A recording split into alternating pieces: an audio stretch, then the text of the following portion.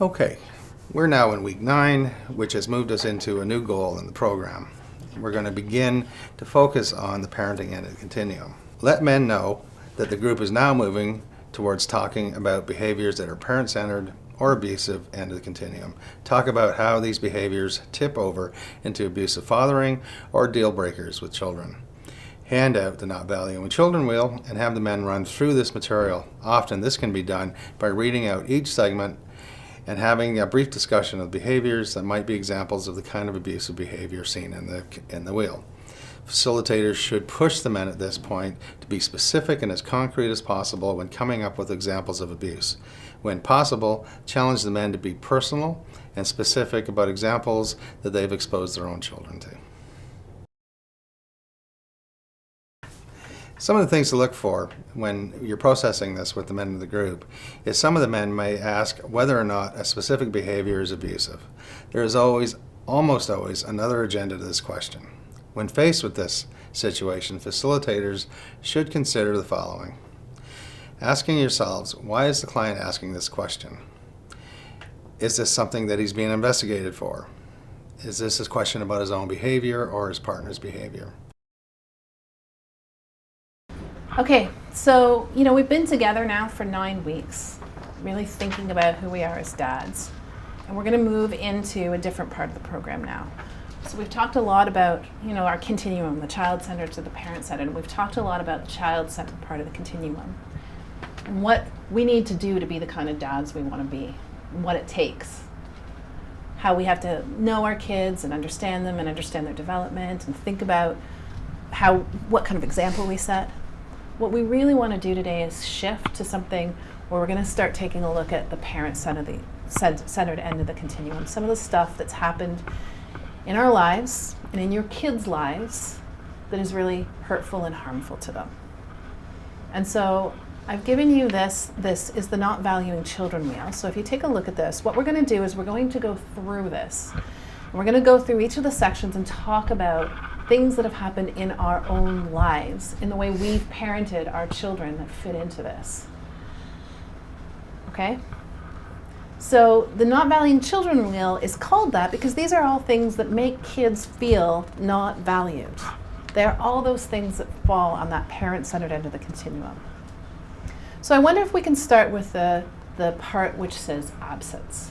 And I'm just going to have you go through and read what it says. So will you start? What's the first one there? Failing to have reasonable knowledge of your child. Failing to have reasonable knowledge of your child. Do you all understand what that means? We talked about not knowing your kid, right? And how when you don't know your kid, then you can't actually respond to them in a way that's supportive. What's the next thing it says there? Albert? Consistently ignoring or being unavailable to a child. Right. So we talked about that as well, where not really being available for your kids' needs. And what's the next one? Being away for long periods of time and not contacting your child when possible. Okay. So when we think about those things, when we think about those examples of absence, now what I want you to do is think about ways in your own life, in your children's own life, where your parenting choices have been created a situation where you're in that, where your kids are experiencing absence from you. And I'm going to put some of these on the board. Do you think you can start? Yeah, sure. My second wife, Tracy, it was a really bad split. I haven't seen Angie in 5 years. It was. Not seeing Angie. Yeah, she's my 12-year-old.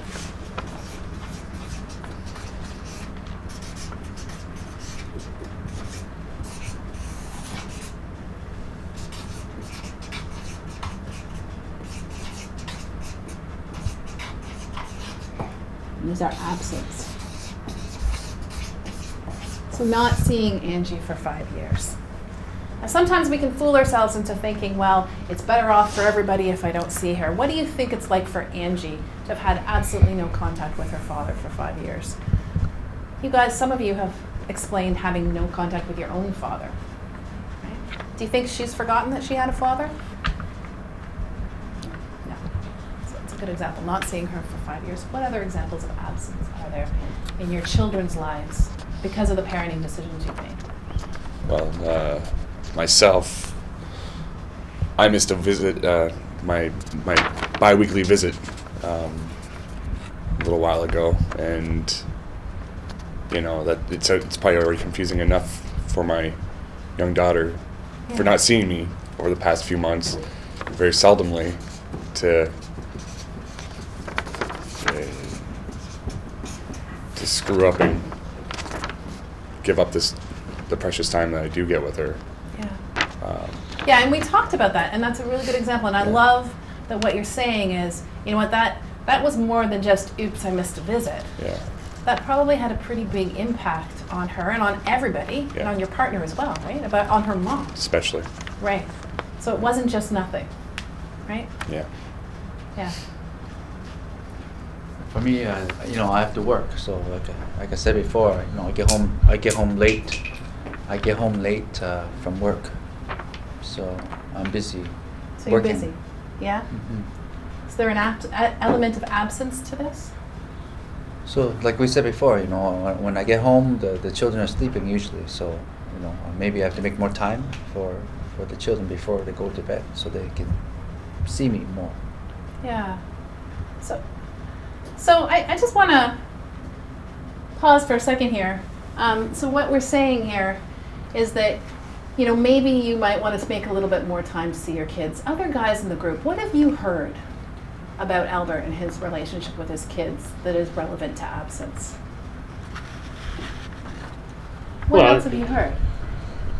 What we hear over and over again is that he feels to be the breadwinner, and that's his role in the family. Yep. So we hear that he's the bread roll, that's his role, that winner, that's his role. What else have you heard? He's at work all the time. He's a hard worker. He's a hard yeah, worker. He's making money. He's Right. but again, maybe not allowing people to help. You know what you guys have been doing though, you guys did some pretty hard work. You're really thinking about, you know, what the impact of missing that visit was. What the impact of not having contact with your daughter was. Right? Let's not slip back. Yeah, you're a hard worker. But I remember a conversation that we had where you've got kind of half an hour to connect with your kids. Right? And using that half hour in a way that really is, you know, do you use that half hour in a way that's connecting to your kids? So just think about that and think about whether or not, even though you're physically present in your kids' lives, is there an element of, is there part of you that's actually absent from your kids' lives? Yeah, you know, like the example when we did last time about the not knowing my daughter's what she would want for her birthday, stuff like that. Maybe it's important that I know too, but it's just like you know, my father before. You know, my father was in the army.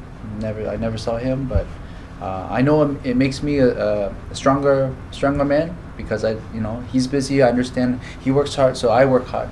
Yeah. So I understand that, but for tradition, you know, you have to work hard. But now, you know, my daughter's here in Canada, and maybe, you know, I have to maybe spend more time, you know, to know my children. Yeah. Yeah, I think at this point you really do. You know, thinking about what your children's experiences of you are, and being able to know, you know, what they like, what they don't like, what they're disappointed in. Sure, you can leave that all to your wife, to their mom. That puts you in a pretty precarious situation as a dad, though, right? And I'm not sure, well, it's going to be your choice whether or not that's the dad you want to be. But it means that you aren't going to be able to be the one that's there when they're disappointed, right? And you're not the one that's there when they're worried about something, and you're not the one that's there when they're trying to solve a problem, because you don't know them, right? So I'm putting up on here, not knowing your kids.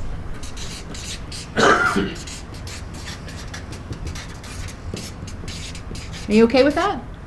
Okay.